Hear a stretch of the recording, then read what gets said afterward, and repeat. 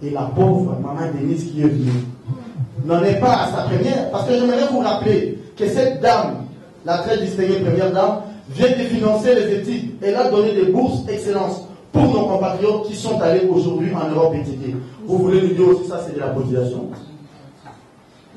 Vous voulez nous dire que quand maman Denise Diakiro, la très distinguée, donne des avoirs aux dames des militaires, ça aussi c'est de la politisation?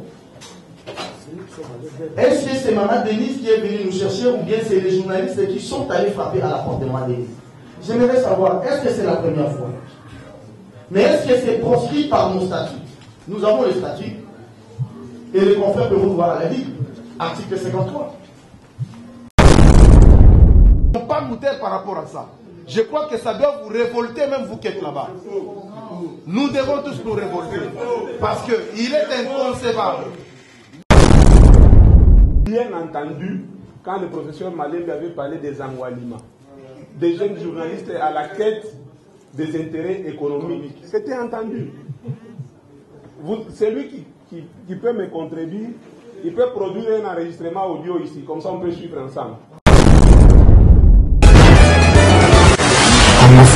Journaliste pour l'émergence du Congo, RAJEC en sigle, en rapport avec les élucubrations éhontées et écarts de langage inadmissibles du professeur émérite Malembe Tamandiang au sujet du congrès de l'Union nationale de la presse du Congo, l'UNPC en sigle.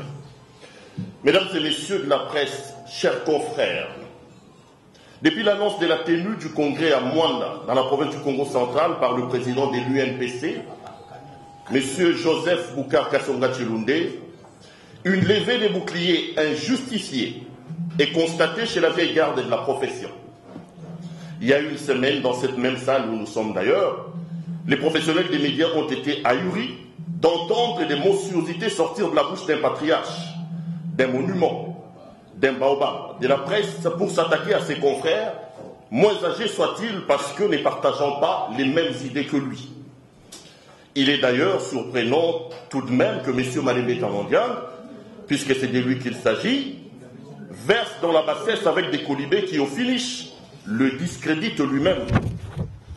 Tenez, dans ses propos outranciers, il a qualifié les jeunes journalistes qui soutiennent, selon lui, la tenue du congrès convoqué par le président légitime Kassonga Tshilunde, des Angwalima, des moutons noirs, des journalistes à la rescousse des radiés pour des besoins économiques.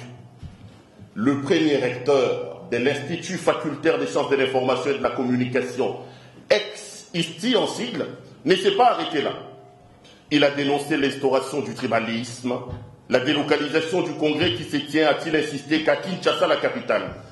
Et même, en parlant du financement, il a brandi des bordereaux des banques pour charger M. Kassonga Tshilunde qui a perçu 100 000 $ américains de la première dame. Un autre vieux routier de la profession devenu amorphe qui était dans la salle s'est dit même choqué qu'on réveille la première dame qui somnolait profondément dans son sommeil. Quelle ignominie, quel degré des mensonges des anciens combattants de la profession à la recherche de la gloire, quelle hérésie des puants d'honneur des laissants. Le rassemblement des journalistes pour l'émergence du Congo RAJEC en sigle voudrait apporter des précisions ci-après. 1. Le patriarche Malembe et sa bande des brebis galeuses doivent savoir que les jeunes qu'ils appellent Angwalima sont pour la plupart des patrons de presse. Dans leurs entreprises, ils engagent un personnel qu'ils payent régulièrement, le contraire des prétendus patrons de la vieille époque, qui ont clochardisé les journalistes et des décennies durant, même si l'exception ne manque pas. Et nous disons d'ailleurs au patriarche Malembe Tamandiang, si son institut supérieur privé existe encore, que nous lui permettons d'envoyer ses étudiants en journalisme venir en stage dans l'un de nos médias, il va sentir certainement la différence. À l'époque, lui et ses collègues bénéficiaient des subventions de l'État, mais aujourd'hui, chers confrères, vous le savez certainement, que nos médias se battent pour donner à l'opinion l'information et la vraie avec nos propres ressources. En dehors du journalisme, nous développons aussi un esprit managérial qui a fait défaut à la vieille garde. Preuve du caractère média-boutique familial, la plupart de leurs sociétés sont en faillite ou encore en voie de fermer aujourd'hui. 2. le patriarche Malembe Tamandiang est revenu sur les mots mouton noir. Nous lui disons d'abord que beaucoup d'entre nous viennent des écoles de journalisme comme l'IFASIC, l'UNIKIN, l'UPEN et j'en passe, le meilleur. Mais rappelons également au professeur Malembe que lui-même, infirmier de formation, et certains de ses affidés venus d'ailleurs, n'auraient non plus droit au chapitre. Si on accepte le professeur Malembe pour parler de la profession, parce qu'il a été tout simplement le premier recteur de l'ISTI, aujourd'hui IFASIC. Mais là n'est pas le débat. Chers confrères et chers frères, le débat aujourd'hui est de savoir si une personne issue d'une autre formation peut exercer le métier de journalisme. Nous disons oui. Et nous les réaffirmons que nous disons oui. À la seule condition d'avoir suivi une formation en journalisme et d'obtenir, selon l'UNPC, sa carte professionnelle qu'après 2 ans de prestations dans un organe de presse. Tous les membres de ces groupes que vous voyez ici devant vous et d'autres confrères qui sont d'ailleurs derrière dans la salle, nous avons au moins 10 ans de métier. Parmi nous, les autres ont 15, 20 et même 25 ans d'exercice du journalisme sans interruption. 3. Quant au tribalisme et à la haine contre les Kassaïens, nous voulons ici la mort dans l'âme, présenter les plus profonds sincères excuses au nom de toute la profession pour les dérapages graves du patriarche Malembe Tamandiang. À son âge, verser dans le tribalisme et la xénophobie, c'est vraiment, et alors vraiment pathétique. Nous voulons une société qui prône la compétence et la méritocratie, pas des couleurs tribales. Quand un patriarche tombe dans ce genre de considérations, cela prouve à suffisance qu'il est à court d'arguments, et tout simplement à court d'arguments, les amis. Pour ce qui est de la délocalisation du congrès à Mwanda, nous voulons ici dire au patriarche Malembe Tamandiang et son petit groupe de suivistes que Mwanda ne sera pas la première, encore moins la dernière ville du pays à abriter le congrès de l'UNPC. S'il n'a plus bonne souvenance, nous lui rappelons qu'en 1971, ici dans ce pays, le congrès de l'UNPC s'était tenu à Kisangani, dans l'ancienne province du Haut-Zaïre, aujourd'hui province de la Chopo. 2 ans plus tard, soit en 1973, le congrès de l'UNPC s'était tenu à Lubumbashi, dans la province du Chaba, aujourd'hui au Katanga. Mentir donc à l'opinion en indiquant que le congrès de l'UNPC ne s'est jamais tenu en dehors de Kinshasa n'est que communication maladroite pour désorienter l'opinion afin de s'attirer diaboliquement la sympathie de on ne sait qui. 5. Au sujet du soutien par la fondation Denise Nyakero, fondation de la très distinguée première dame, nous citons Mme Denise Nyakero Tshisekedi, pour qui nous réitérons à haute voix et au nom de nous tous nos sincères remerciements. Nous sommes obligés de dire au patriarche Malembe que l'article 53 des statuts de l'UNPC stipule que les ressources de l'Union proviennent de la cotisation de ses membres, des dons et legs venant des institutions publiques ou privées ou encore des personnes de bonne volonté. Il est d'ailleurs étonnant que le patriarche Malembe se préoccupe plus de l'enveloppe en présentant même des faux bordereaux de la banque que du congrès lui-même. À première vue, c'est l'argent, et encore l'argent et sa provenance, qui intéressent notre patriarche Malembe Tamandiang. Mais le professeur Malembe oublie qu'en 2014, nous sommes ici à Kinshasa. C'est M. Augustin Matata Ponyo Mapon, pas comme Premier ministre à l'époque, mais intuito personae qui avait financé le congrès de l'UNPC. Pour le RAJEC, le soutien de la première dame, la très distinguée Denise Nyakero Tshisekedi, est une bonne chose parce qu'elle permet à l'Union de tenir ses assises plusieurs fois reportées pour se débarrasser des jouisseurs qui vivaient aux mamelles de l'UNPC et qui ont fait leur plate-bande à chou gras, cette organisation pour laquelle nous militons nous tous. Eu égard à tout ce qui précède, le RAJEC affirme ce qui suit. 1. Réaffirme son soutien au congrès dont la tenue est décalée. D'ailleurs, ses membres participeront activement aux travaux des Mwanda. Il informe ensuite l'opinion tant nationale qu'internationale qu'il a aligné les candidats à tous les niveaux, y compris la présidence. Le RAJEC exige l'évaluation du patrimoine immobilier de l'UNPC et s'est dit prêt à engager les poursuites judiciaires en cas de vente frauduleuse d'un bien de l'Union. Le RAGEC dénonce le tribalisme qui prend corps au sein de la profession à cause d'un patriarche qui passe désormais et très malheureusement pour les souffleurs du vent de la division. 4. Au patriarche Malem Betamandiang, le RAGEC rappelle que son statut d'infirmier ne doit pas être oublié, même si son seul mérite a été sa nomination comme premier recteur des l'ISTI. Toute la gloire revient d'ailleurs dans ce sens au regretté Dominique Sakombi Inongo, qui avait eu l'ingénieuse idée de créer cette école de journalisme à Kinshasa en ramenant cette branche de l'université de Lubumbashi dans la capitale. Le RAGEC trouve inapproprié que le patriarche Malem Betamandiang et ses acolytes se permettent au cours d'une conférence de presse d'humilier un des leurs en parlant de ces 6 mois d'arriérés de loyer. Chers frères, chers confrères, l'UMPC c'est un apostolat. On n'entre pas au comité de notre union pour s'enrichir. Voilà pourquoi l'état des années de triste mémoire des professions les colle encore à la peau.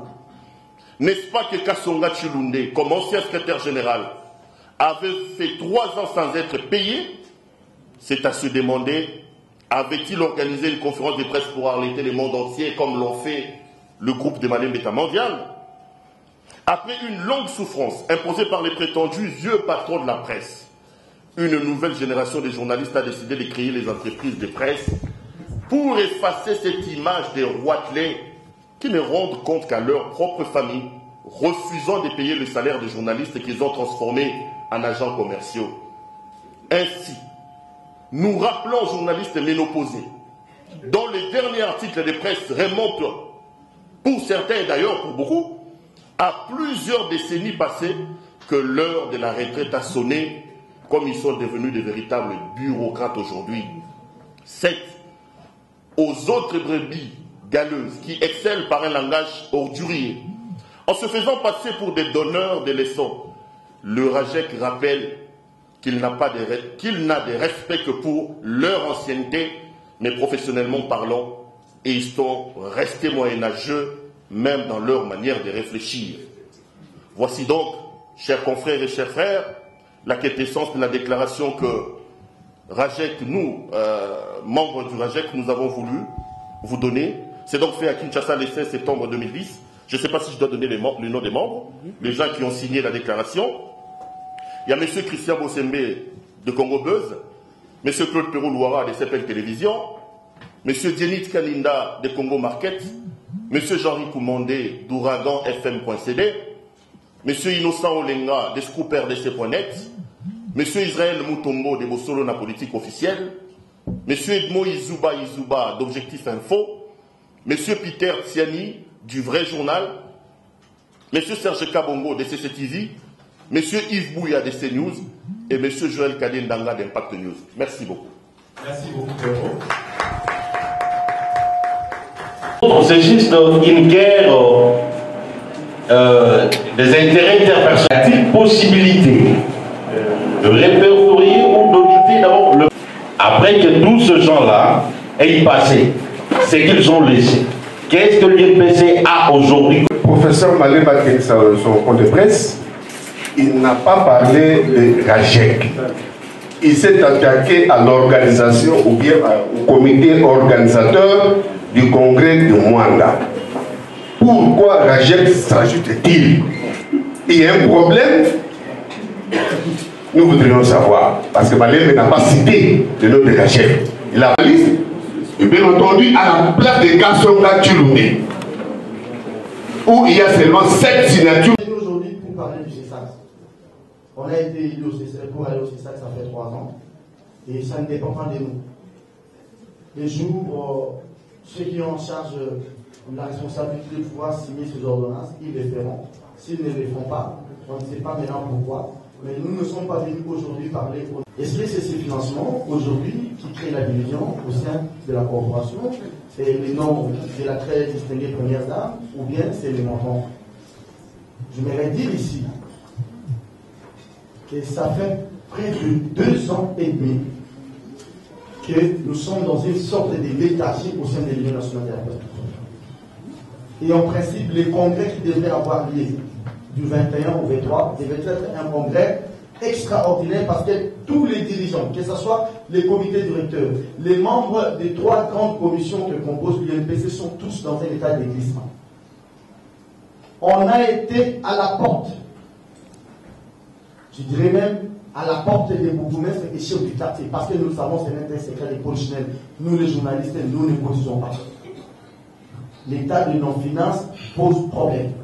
Il y a des gens parmi nous qui sont dans cette salle, ou qui doivent nous suivre, qui avaient promis de financer les congrès et qui ne l'ont pas fait.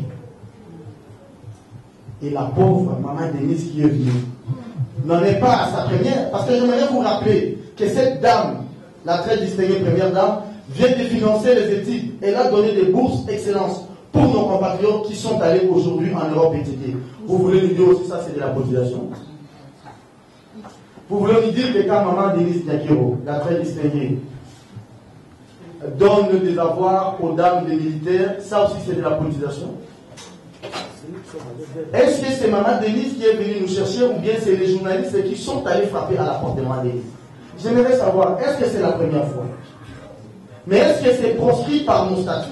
Nous avons les statuts et les confrères peuvent voir à la Ligue, article 53. Posé par John Mikanda, RTGA. Il dit, on nous a donné dans l'introduction un mot disant que c'était une réflexion que nous devions mener ici. Mais là, on assiste à une déclaration. Est-ce que c'est une réflexion ou c'est quoi au juste? Eh bien, tout ce que nous pouvons faire, c'est le produit d'une réflexion. En tant que journaliste, nous avons, je vois que cette question c'est liée à celle de Patrice qui a parlé du professeur Tamandiak qui s'est adressé aux organisateurs du congrès. Mais pourquoi c'est le RAJEC qui répond? Il a dit dans ses propres termes qui s'agite. Non, nous sommes journalistes comme vous. Nous avons entendu parler le professeur, le patriarche Tamandiak.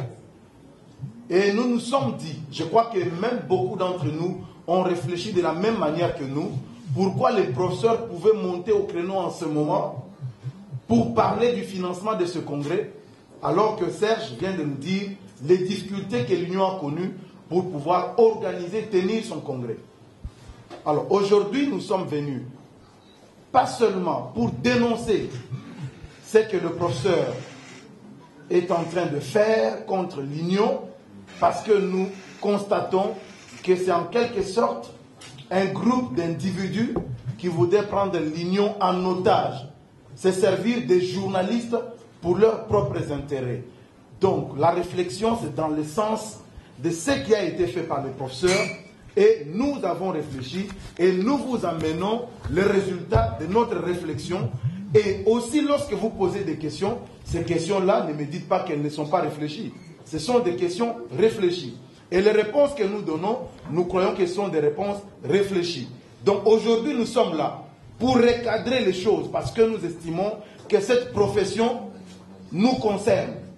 Nous sommes dans cette profession, donc ce qui se passe dedans doit nous concerner au plus haut point. Donc nous n'allons pas attendre que quelqu'un vienne nous dire ou que nous attendions que l'UNPC réagisse, alors que c'est une question qui a été lancée comme ça à tous les journalistes et nous. Et lorsqu'il nous qualifie des Angwalima, nous ne pouvons pas nous taire. Il n'a pas dit que l'UNPC était Angwalima. Il a parlé des journalistes, des jeunes journalistes qu'il qualifiait des Angwalima. Nous ne pouvons pas nous taire par rapport à ça.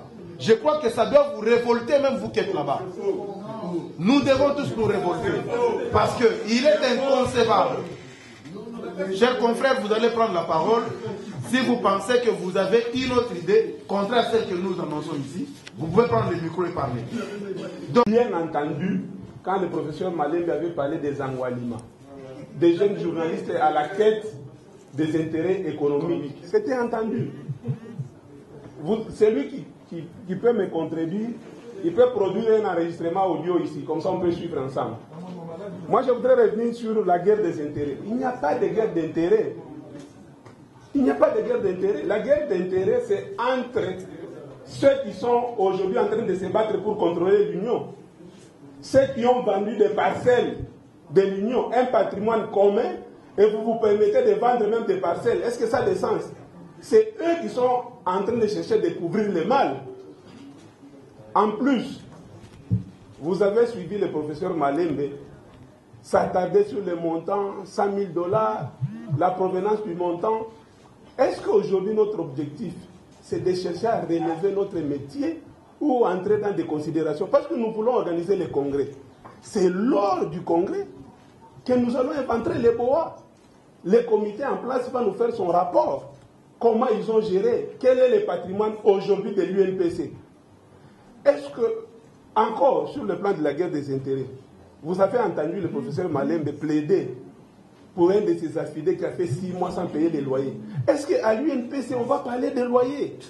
On réduit la profession au paiement des loyers. Donc, quand vous allez là-bas, c'est pour aller, c'est aller à la mangeoire. Je crois qu'il y a un problème sérieux dans ces pays. Et nous, journalistes, nous allons laisser cette situation pourrir avec des gens dépassés. Non, nous disons non. Et je pense que la jeune génération, c'est notre opportunité, notre seule opportunité de contrôler la corporation. Parce qu'on ne peut pas laisser les gens. Vous avez entendu les gens, les vieux, toujours les mêmes. Ils parlent des subventions de l'État, tout ça. Donc, ils ont déjà des calculs. Le Congrès ne peut pas se tenir parce que l'État ne subventionne pas les médias. Est-ce que c'est ça notre combat aujourd'hui? C'est ça notre combat. Eh bien, quand je vais rentrer à l'UNPC, j'aurai combien? Est-ce que cette parcelle-là, comment on va faire pour commencer à avoir l'argent des loyers pour payer? Est-ce que c'est ça le combat des journalistes aujourd'hui? Je pense que nous sommes encore loin du compte. C'est pourquoi le RAGEC a pris ses responsabilités. Et nous n'allons pas nous arrêter là. Nous avons dit ici, nous avons aligné les candidats à tous les niveaux. Pourquoi nous avons aligné les candidats à tous les niveaux? Parce que nous voulons contrôler l'UNPC. Nous voulons changer des choses. Nous voulons donner l'opportunité aux journalistes, aux jeunes journalistes, aux journalistes que nous sommes, de nous former, de nous professionnaliser. Au lieu qu'on parle de la profession, les gens sont dans la subvention, sont dans les loyers, dans le financement, et au finish, vous comprenez que ils sont à la recherche de leurs propres intérêts. Il n'est pas grave. Leurs articles d'état d'écran. Et en journalisme, l'autre, c'est par rapport à la productivité. Et là, nous sommes clairs. Et nous maintenons ce concept de ménopausés pour les gens qui ne produisent pas. Et il y a aussi des jeunes parmi les ménopausés. De l'UNPC, les journalistes qui produisent. Si dans la commission des disciplines, nous allons les sanctionner. Nous voulons les remplacer. C'est pour ça que nous vous avons dit à tous les niveaux, dans toutes les commissions, nous voulons voir les journalistes actifs que vous êtes prendre les commandes de l'organisation. Et nous avons dit. Congo France.